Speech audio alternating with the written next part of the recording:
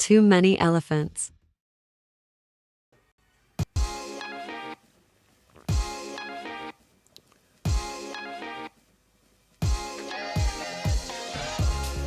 Hello, this is Too Many Elephants, and I'm Sean McGinty. If there's an elephant in a room, I'll be the one pointing it out. 22 years on the radio at the BBC, I now help people and businesses to tell their stories better. Sometimes it's journalism like this, other times it's digital strategies and training for organisations. Contact me here on X via DM or go to tooManyElephants.com, where you won't find that much, to be honest, just at the moment, but increasingly you will find interesting content of all varieties, except porn, quiz shows and Gavin and Stacey.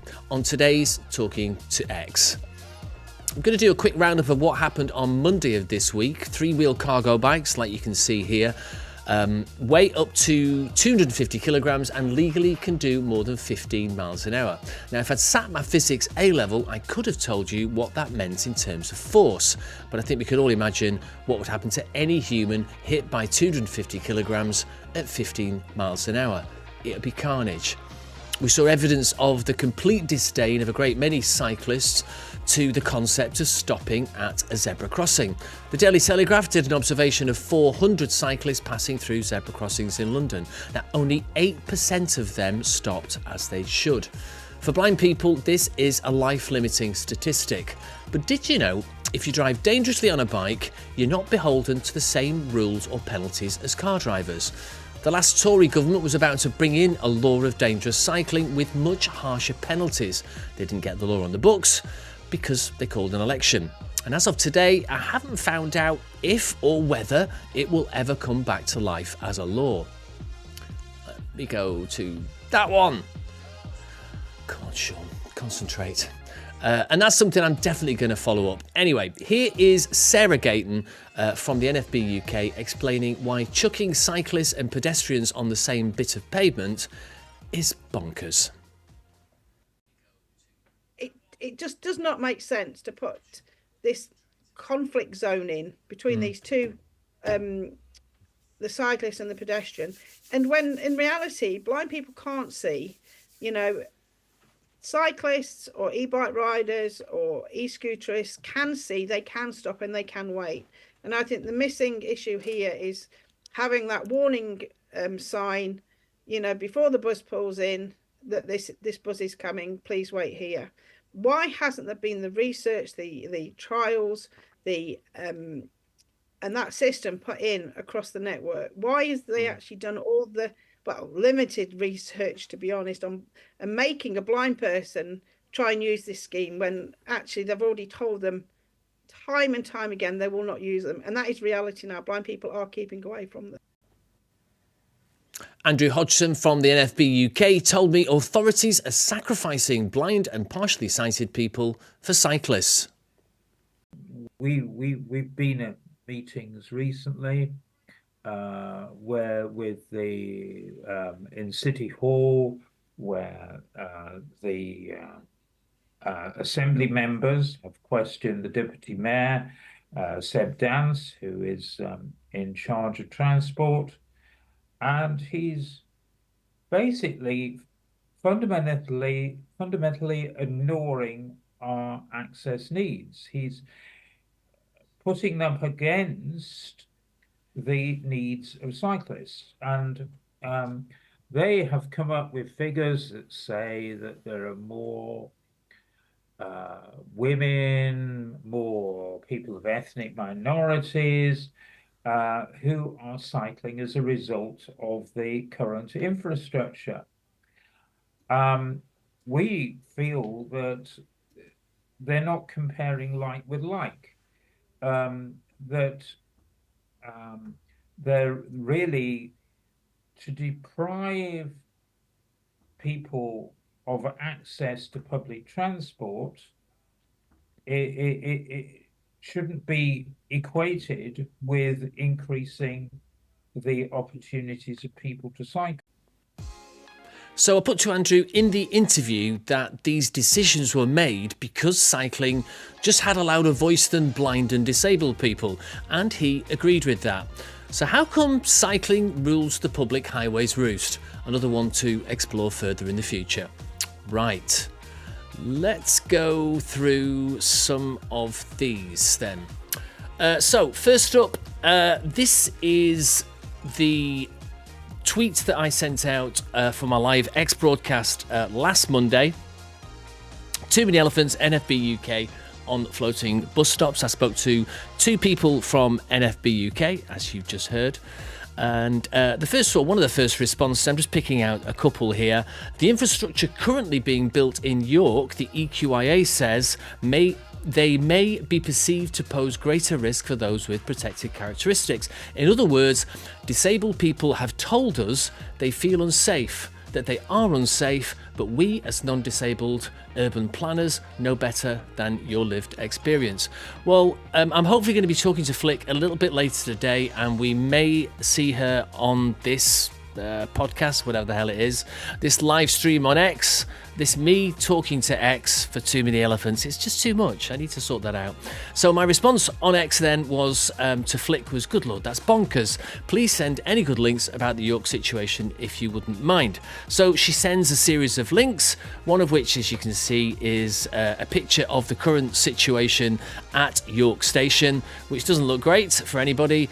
And next to that on the right is one of those mats that you put on the ground and kids play with little toy cars on them.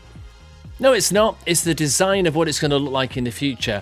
I'm very much hoping I'm going to talk to Flick, who is a disability rights activist. Hopefully going to talk to in the next couple of weeks about the whole York Station situation.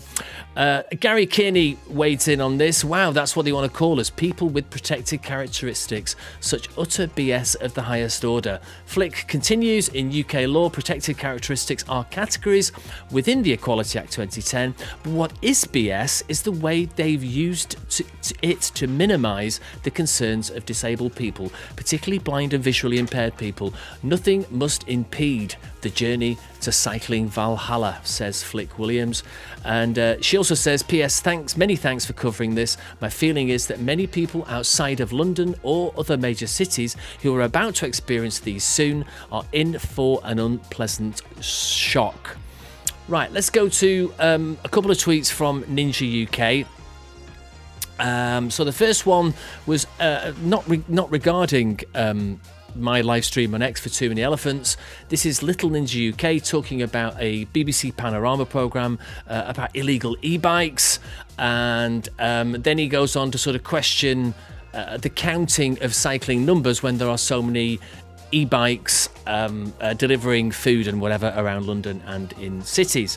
And then he obviously notices that I've done a live stream on X, and he says, please listen to this report on floating bus stops, brackets FBS.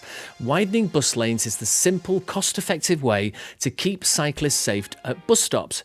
But instead, TfL imposes floating bus stops that increase danger for the most vulnerable pedestrians and bus users. And I say that's a sensible solution and would cost some road paint. Thanks for the input. And he says, my pleasure. Thanks for the excellent reporting. Why, thank you very much. There are simple solutions to keep traffic flowing while helping those who want to walk and cycle to do so safely. There are also schemes that do more harm than good. Let's chat sometime about the elephant, that is LTNs. Very much hoping that me and Ninja UK, who's a kind of clean air campaigner and a cyclist, I'm hoping we're going to talk on this in the next couple of weeks. So what else have we got? Oh yeah, I chucked a meme out, which is this meme, swerving off the highway meme, can't remember, but it's a meme. Yeah, stop at a zebra crossing, you're going straight on. If you want to swing off the highway, you say, nah, it's cyclists. I did that for the blind and partially sighted people that may be listening to this. Not sure I did it a lot of favours or helped you very much, so apologies for that. Glasgow Fightser on X says, are cyclists required to stop at zebra crossings or just to give priority/precedence to pedestrians, which could involve slowing down and passing behind the pedestrian? Now, I see where he's going on this, don't you? So I just thought I'd have a look. Do cyclists have to stop at zebra crossings? I ask Rock. This is what it said. In the UK, cyclists are not explicitly required by law to stop at zebra crossings, but they must give way to pedestrians on them. Rule 79, Rule 80, whilst not stopping isn't technically illegal, failing to give way to pedestrians could be considered careless or inconsiderate under the Road Traffic Act 1988. And now to my personal elephant in the room. I tweeted, I didn't tag him in or name him within the tweet. I just did a quote tweet of a video that Jeremy Vine made where he was pointing out a pedestrian walking into a cycle lane and the dangers that you have to spot when you're a cyclist. All good stuff. The videos are a bit weird, but that's all good stuff. So it did slightly annoy me, though, that he does support floating bus stops, which are just inherently dangerous for disabled people and blind and partially sighted people. So I said in my tweet, after a week of looking at videos of blind people trying to use transport and the hazard cyclists cause them on floating bus stops, it's galling to see this man make videos like this. Now, that video, it says not available, but it is available. I just checked a few minutes ago. It was weird. I mean, find it yourself. It's on Jeremy Vine's Twitter account and X account and all his other accounts, I'm sure. Anyway, unfortunately, Jeremy comes back and says, honestly, what? It's simply about the hazard caused by one person walking out in front of another person. What is entitled about one road user wanting other vulnerable road users to be safe, whether on foot or cycle? This is not a floating bus stop, which it wasn't in the video that he posted. And I said, I understand the point you were making about the safety of pedestrians and cyclists in your video. My criticism comes because you support floating bus stops which are known to be dangerous to pedestrians. I've spoken on the phone to half a dozen blind and partially sighted people this week about their problems with floating bus stops and what are effectively cycle paths on the pavement. If you get a moment in your hectic schedule, please take a look at the interview below to listen to what my guests from NFB UK tell me. We would all be super grateful with the thank you emoji as well. It couldn't have been a more polite request on an X post. Well, this is... Oh, I'm on the wrong one. This is what he said. This is Jeremy Vine on X. You've just abused me online and now you're asking me to help your campaign. I understand that you operate by driving hatred towards people you don't know. That's not my thing, I'm afraid. Your tweet was disgusting. I think on this video, all I'll answer with is what I said on X, which is, 1, I've not abused you online. 2, it's not my campaign, I'm a journalist. 3, you know nothing about me. 4, my tweet called you entitled. It was not in any possible way disgusting, and you just proved point 4. There's a lot more I could say about this, but I won't. I guess certain people on the interwebs and cyclists appear to have this. It's not just Jeremy Vine. They appear to be extremely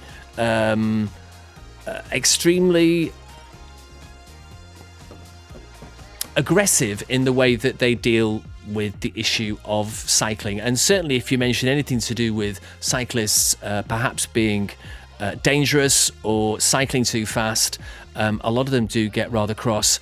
Anyway, let's move on.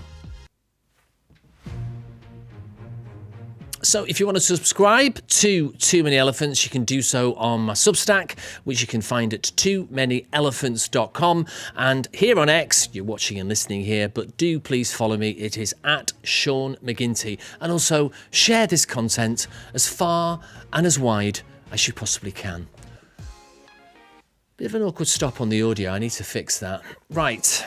So, firstly, thanks very much for watching this episode of Too Many Elephants, Talking to X. I'll be back next Monday with another guest and more stories. I'm going to be talking to a lawyer about the laws on cycling and e-bikes, also a disability campaigner, and I've got other stories about different subjects that I'm working on. I hope you will join me on this journey.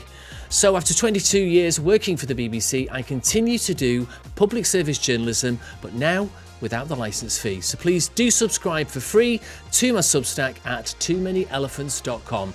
Too Many Elephants is in its early stages, but my main themes are simple and clear: to help people and businesses to tell their stories better, to uphold the time-honoured journalistic principles, and to cover important stories that help you understand the world better. Again, I just went too far. Thanks for watching. I'm Sean McGinty. This has been Talking to X on Too Many Elephants. Too many elephants.